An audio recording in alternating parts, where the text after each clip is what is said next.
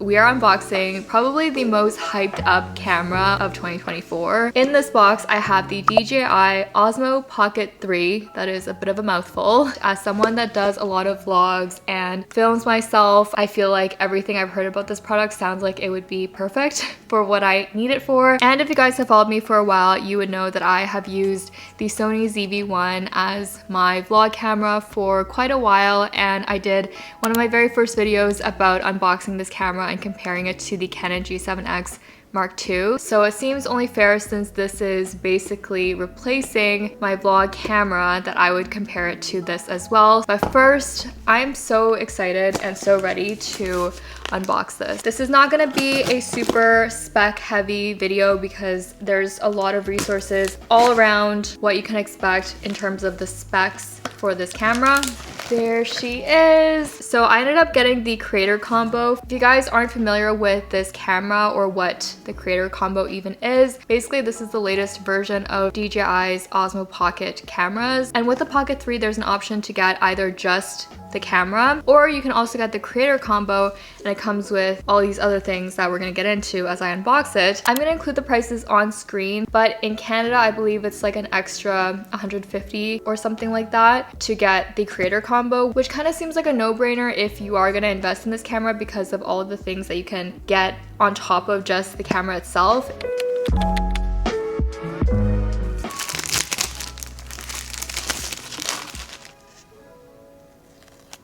Oh, that was very unsatisfying. First thing that I've got here is this case, so I'm guessing everything is in here. Wow, this case is so nice! I know it's kind of hard to show you guys, but this is how it all comes in this pack. So, okay, I have to take the camera out. We'll get into turning it on and everything in a second. This is one of the pieces that everybody loves, and that is the DJI Mic 2. This is basically a wireless mic, but what's cool about this is you don't need a transmitter to connect it to your camera. Like, there's no extra wires or anything, so all you need is just your camera and this mic. Really excited to try this out. I believe this is a battery. Wow.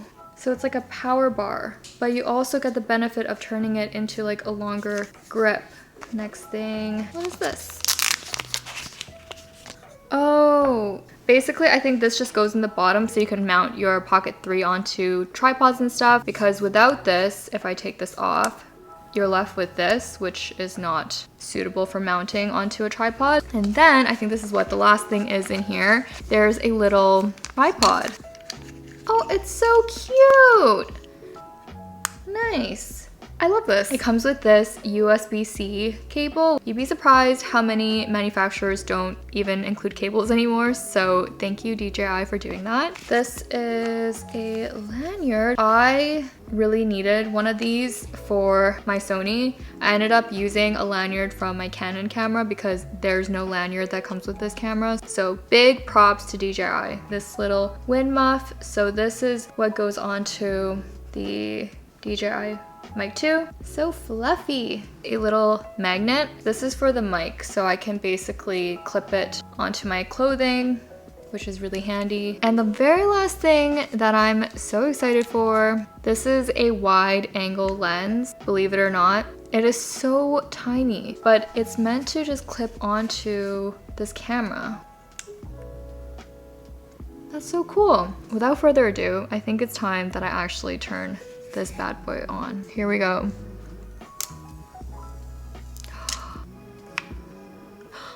I'm gonna get my memory card for this, and then we're gonna do a little switch. From here on out, you should mostly see footage from the Pocket 3. We are live with the DJI Osmo Pocket 3. I gotta say, I'm a little shook. I mean, everyone always says how small it is and how compact it is, but then actually using it, she's small. I'm just gonna give a really quick summary of the things that I thought are really cool about this, but again, I am far from a tech photographer, videographer type of person, but there were a few things that I wanted to mention just for the regular vloggers out there or people that might create similar content as I do. It does have a 1-inch CMOS CMOS sensor, and a 1-inch sensor is what this camera comes with as well. So I'm going to turn this on shortly and then we're going to look at the comparison footage. What you're listening to right now is also, by the way, the in-camera microphone. So we're going to try this out in a second, which is the microphone that comes with the creator combo. This also has a 2-inch rotating screen, which is also how you can turn on and off the camera, which I was playing around with, and that is super cool. It also has a 3-axis gimbal. I think that's one of the biggest selling points for me, was that this has an actual gimbal built onto it. That's why the little camera is like rotating. It's so small compared to actually buying a gimbal on its own. This has ActiveTrack, which allows you to basically have the camera tracking your motions. So basically as I move, you'll see that this camera follows me, and that is so handy as someone that films by themselves. But I want to turn on this camera now because, like I said, I want to compare how the footage stacks up. So I've got both cameras now. I put the Sony ZV-1 on my Manfrotto tripod, and then the Pocket 3 is just on the tripod that the creator combo came with, and both cameras are on the auto setting, which is so crazy. I feel like this one looks so different, and I'm pointing at the ZV-1. Another thing I didn't mention is the Pocket 3 comes with 10-bit color versus the ZV-1 comes with 8-bit. What is that, you might ask? Basically, having 10-bit versus 8-bit is having more range of colors. So you might hear having more dynamic range when you have 10-bit color. That said, there is something I really enjoyed about the ZV-1 when I used it as my full everyday everything camera. Let me know, what do you guys think? Here is what my plants look like. I'm standing behind the camera as well, so you guys can also hear what the audio sounds like. Wow, the colors look so different, which is really interesting. The Sony has like a bit of a magenta tint, whereas it is quite noticeably different. But I think there is an aspect of personal preference to take into consideration. This is kind of low light, to be honest. Oh, hi. I would consider this low light because he's like in this little shadow area. You can see the Pocket 3 has pretty strong performance here. And then you can see more close up. Behind me is my den. We're gonna walk into it. I hate that there's no windows in this den, but it's making for a good place to compare the low light performance. But yeah, you can see it is just, the Sony is struggling. I'll have to take a look when I actually see the footage. And this is just as it is without low light. There is actually a low light mode for the Pocket 3, so let's actually turn that on and see how it compares. I've just turned on the low light mode for this, so I'll see like side by side if there's much of a difference. Maybe it's just because of what I'm filming, there's not a lot of colors or anything to tell the difference of. Next, I took the cameras out for a quick stability test. Keep in mind my hand isn't super steady and I do not have active stabilization mode on. So this is what it looks like for a quick pan. I also did a zoom test. The ZV-1 has optical zoom, which means the lens actually zooms in. The Pocket 3 only does digital zoom. It does zoom in, but you can see there is a bit of difference in the quality. Alright, this is the Sony ZV-1 with standard, so no active stabilization. And this is what the mic sounds like. I have the wind muff on, so that's that. This is the active stabilization. My arm is as far as it can go, but this is what the footage looks like if I'm walking. And again, just the wind muff on. This is with the Pocket 3 and I'm just walking. This is also with the mic that's on the camera, so I'm gonna try it with the DJI Mic 2 in a second, but this is just what it sounds like. And there's a little bit of wind, so I don't know how this is gonna sound. So I was doing the test with the Sony ZV-1 so we can compare what the shots look like, and in typical ZV-1 fashion, the camera died. That was that. The other thing that I did want to test is the microphone, because obviously when you're outside and filming, it is one, nice to have the flexibility so you can like walk around, and I don't know why these girls decided to start taking photos right next to me. Here we are.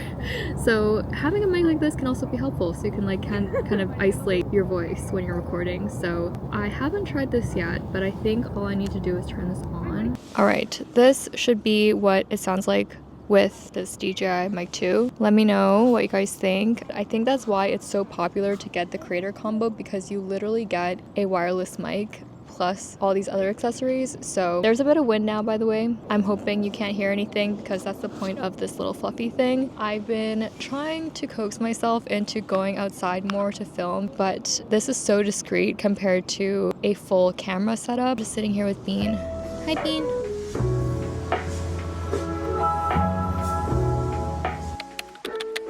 Let me just quickly say about this camera. This is the Sony ZV-1. It is the original Sony ZV-1. It is highly recommended by a lot of vloggers, a lot of creators that make similar content to what I have on my channel. I feel like I got to a point where I kind of grew out of this. That's when I decided I wanted to invest in a new A-cam, which is my Sony a6700. This camera is a totally different type of experience. This is a mirrorless camera. It's also a hybrid photography / video camera, so the features are geared towards photography and videos. This is, I think, more like a vlog camera still. That's the reason that I had got it. Basically, I started to feel like two-ish main things that I felt like I had grown out of when it came to this. One was the stability, and when I did my first video about this, I did mention that it was a little bit shaky in a couple clips, and a few people actually commented on that and said that it was very noticeable. And I did mention in the comments that there's an active stabilization, which I still use, but one, it does crop in, and two, it only gets you so far. The other thing was using this in low light situations. Most of my videos I use natural light, which is my preference,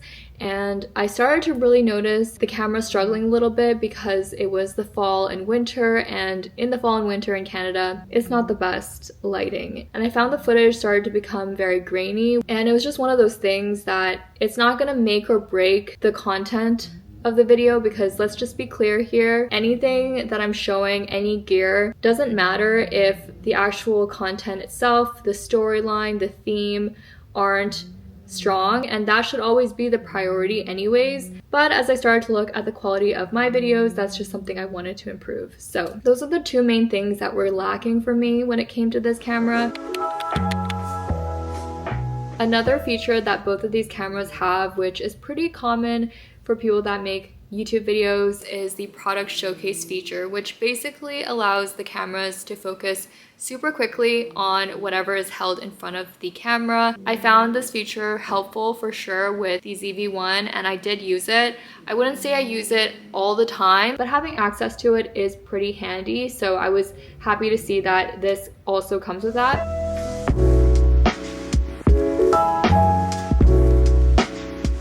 The next thing I want to test, which is actually what I just featured on this camera, is the wide angle lens. So basically the Pocket 3, like the ZV-1, you can't change the actual lens because it's a fixed lens, unlike a mirrorless camera where you can actually change different focal lengths. There's just more capabilities if that's what you're into, but for the everyday type of vlog, I feel like there's still so much you can get away with. The only thing about having the fixed lens that I personally didn't like with the ZV-1 was that it wasn't wide enough for my preference. So if you do prefer that wider look in your videos, this should be what helps create that. So that was definitely a difference before and after. You can see the box stuff here. I did want to mention for the ZV-1 that there are ways to attach a wider lens, which is what I did when I used this camera throughout my videos, and I used this newer wide angle lens attachment. This basically just screws on to the base of the camera, and then once that's on there, I attach this lens, which makes it a little bulky, but I didn't mind. However, compared to the ease of this little magnetic piece, it's like night and day. Last thing to talk about is how fast this camera actually charges. Within about 20 minutes, I got around 85% battery, which is incredibly fast and super handy, especially if you're on the go. To wrap this up, I wanted to add a couple more things that I personally just I'm really excited about with this camera. I'm definitely still trying to learn how to vlog in public, and one of the biggest things for me is holding a camera out in front of my face. Like this is, you know, the ZV-1 and she's not even that big. Even if I take this off, it's just very noticeable to have this, whereas the Pocket 3 first off isn't even a regular camera shape, so most people probably won't even know what this is. I have no regrets with getting this and I've gotten so much use out of it. I feel like I've grown with this camera because it has a lot of very similar functions that more advanced Sony cameras have. There's more buttons on this, so there's more chances for you to like customize it. I think it makes it a little easier to learn about how to adjust settings for your videos and photos, whereas I think it's a little more limiting on the Pocket 3. For the everyday user and for most people that just want to make vlogs, I don't think that really matters. I'm really excited to use this in my videos and basically just play around with all the different things that this can do, especially with this tracking feature. I think it is so freaking sick and it is as cool as everybody says it is. So let me know what you guys think. If you've had this camera yourself, what are your thoughts? Make sure to like this video if you haven't already yet and to check out other videos from me on the screen, and I'll see you guys next time.